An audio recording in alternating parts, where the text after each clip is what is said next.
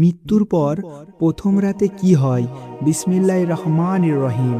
একবার কল্পনা করুন, আজকের মতোই একটি দিন আপনি নিজের কাজ নিয়ে ব্যস্ত, পরিবারের সঙ্গে কথা বলছেন, ভবিষ্যতের পরিকল্পনা করছেন। হঠাৎ এমন একটি মুহূর্ত এলো যেখান থেকে আর কেউ ফিরে আসে না। মৃত্যু একটি শব্দ যা আমরা সবাই জানি, কিন্তু খুব কম মানুষই সত্যি এর জন্য প্রস্তুতি নিই। বন্ধুরা, আজ আমরা এমন একটি বিষয় নিয়ে কথা বলবো যা একদিন আমাদের প্রত্যেকের সঙ্গেই ঘটবে। মৃত্যুর পর প্রথম রাত, কবরের সেই প্রথম মুহূর্তে কি ঘটে, একজন মুমিনের জন্য কি অপেক্ষা করে সেই দিন, আর যে আল্লাহকে অমান্য করে তার জন্য কি হয়। আজকের আলোচনা কোনো কল্পনা নয়, এটি কুরআন ও হাদিসে বর্ণিত একটি বিশেষ ঘটনা। তাহলে চলুন শুরু করা যাক। মানুষ যখন মৃত্যুশয্যায় থাকে তখন পৃথিবীর সঙ্গে তার সম্পর্ক ধীরে ধীরে শেষ হতে থাকে। হজরত মোহাম্মদ রসুল সাল্লাল্লাহু আলাইহি সাল্লাম আমাদের জানিয়েছেন, মৃত্যুর সময় আল্লাহ ফেরেশতা পাঠান। একজন মুমিনের জন্য এই সময়টি শান্তি ও সুসংবাদের, আর যে আল্লাহকে অস্বীকার করেছে বা অবাধ্য জীবন কাটিয়েছে তার জন্য এটি অতি ভয়ঙ্কর। ভাবুন, যাদের আমরা এত ভালোবাসি, পরিবার, বন্ধু, সম্পদ, বাড়ি, সব কিছু এক মুহূর্তে পিছনে পড়ে যাবে। কেউ আপনাদের সঙ্গে কবরে যাবে না, শুধু আমাদের আমলই থাকবে আমাদের সাথে। এই পৃথিবীতে আমরা কত কিছু জমাই, টাকা, জমি, গাড়ি, সম্মান, কিন্তু মৃত্যুর পরে এগুলোর কোনোটিই আমাদের কাজে আসে না। রসুলুল্লাহ সাল্লাল্লাহু আলাইহি সাল্লাম শিক্ষা দিয়েছেন, মানুষের সঙ্গে তার কবর পর্যন্ত তিনটে জিনিস যায়: পরিবার, সম্পদ ও আমল। পরিবার ও সম্পদ ফিরে যায়, কিন্তু আমল তার সঙ্গে থেকে যায়।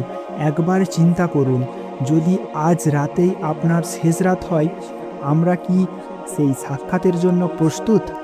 আমাদের নামাজ, আমাদের সততা, মানুষের প্রতি আচরণ, এই সব তখন আমাদের সবচেয়ে বড় সম্পদ হবে।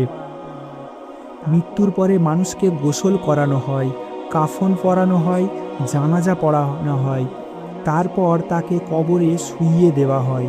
এরপর ধীরে ধীরে সবাই চলে যায়, পরিবারের কান্নার শব্দও দূরে মিলিয়ে যায়।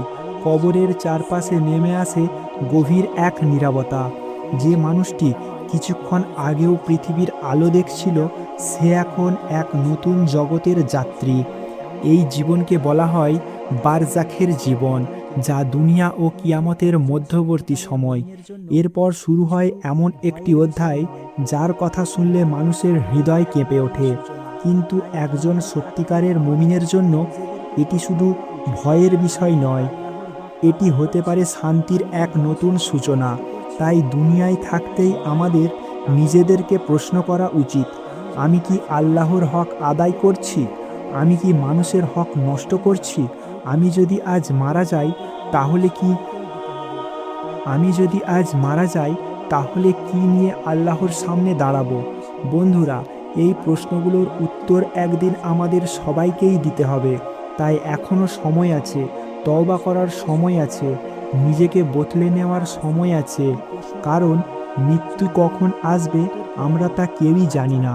পরের পর্বে আমরা জানব, মানুষ কবরে শুইয়ে দেওয়ার পর কি ঘটে, কারা আসে, কি প্রশ্ন করা হয়, একজন মুমিন এর উত্তর কি দেয়, আর যারা উত্তর দিতে পারে না তাদের কি পরিণতি হয়। সেই গুরুত্বপূর্ণ আলোচনা নিয়ে আসছি পরের পর্বে। আল্লাহ আমাদের সবাইকে ঈমানের সঙ্গে মৃত্যু এবং কবরের শান্তি দান করুন। আমিন।